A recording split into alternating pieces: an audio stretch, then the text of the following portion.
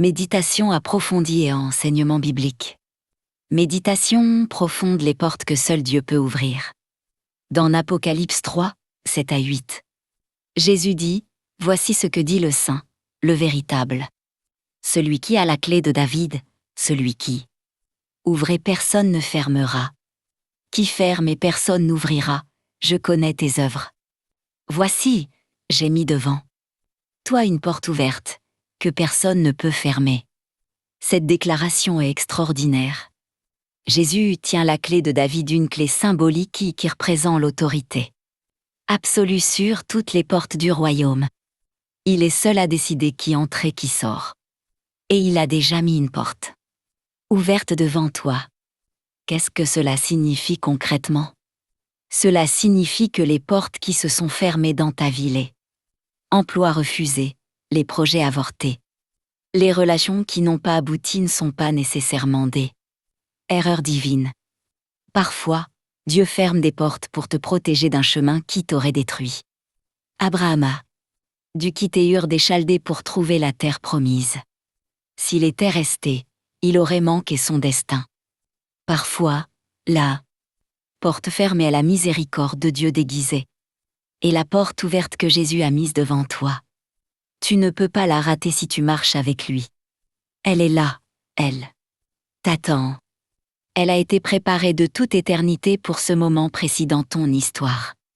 Histoire d'encouragement, Joseph fait la porte de la prison. Imaginez la scène. Joseph est dans la prison royale en Égypte. Il a été faussement accusé par la femme de Potiphar. Il a déjà connu la trahison de ses frères, l'esclavage, et maintenant la prison. Toutes les portes semblent fermées à double tour. Et dans cette prison, Dieu a orchestré une série d'événements qui allaient changer l'histoire du monde. Les chansons du pharaon arrivent en prison. Joseph interprète son rêve. Les chansons est libéré. Et 2 ans plus tard, 2 ans, les pharaons a un rêve troublant que personne ne peut interpréter. Et les chansons se souvient de Joseph.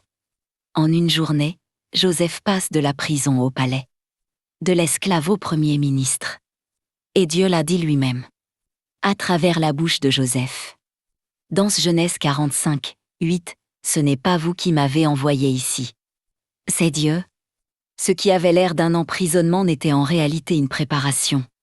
Ce qui avait l'air d'un abandon était en réalité une formation. Et ce qui avait l'air d'une porte fermée était en réalité la salle d'attente du palais. Quand les portes tardent à s'ouvrir, rappelle-toi de Joseph dans sa prison. Sa porte s'est ouverte. La tienne s'ouvrira aussi. Comment prier pour les portes fermées? Guide pratique.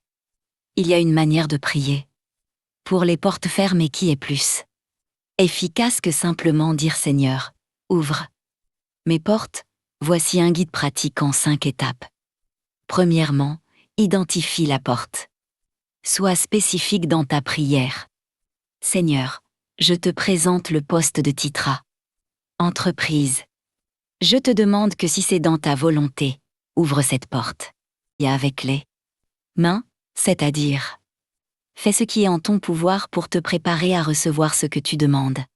Si tu pries pour un emploi, prépare ton CV, développe tes compétences, établis des contacts. Si tu pries pour une relation saine, travaille sur ton propre caractère. Si tu pries pour la prospérité, éduque-toi financièrement là. Foi sans les œuvres est morte. Quatrièmement, persévère dans la prière. Luc 18 raconte la parabole de la veuve persévérante qui n'a pas cessé de venir devant le juge injuste jusqu'à obtenir justice. Et Jésus dit, ne fera-t-il pas promptement justice à ses élus, qui crient à lui jour et nuit, et tardera-t-il à leur égard?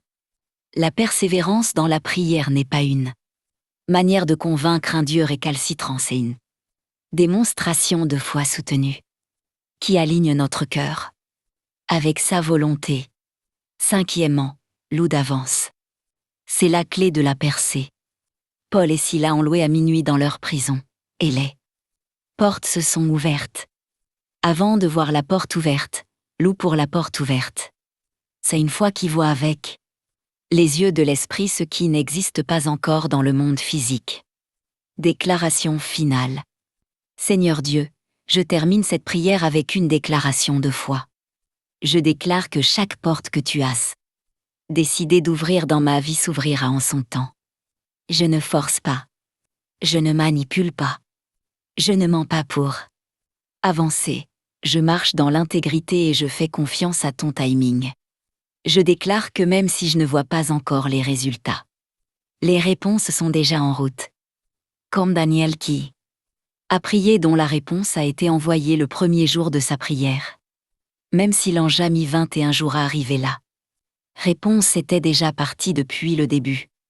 Je déclare que je marcherai par la foi et non par la vue. Que je serai fidèle dans les petites choses afin d'être mis en charge des grandes. Que je serai la lumière du monde dans mon domaine, attrayant les opportunités que Dieu a préparées par l'excellence de mon caractère et la qualité de mon travail. Et quand la porte s'ouvrira et elle s'ouvrira, je me souviendrai que c'est toi qui l'as ouverte. Que toute la gloire te revienne. Que mon succès soit un témoignage de ta fidélité à ceux qui t'entourent. Au nom de Jésus, Amen.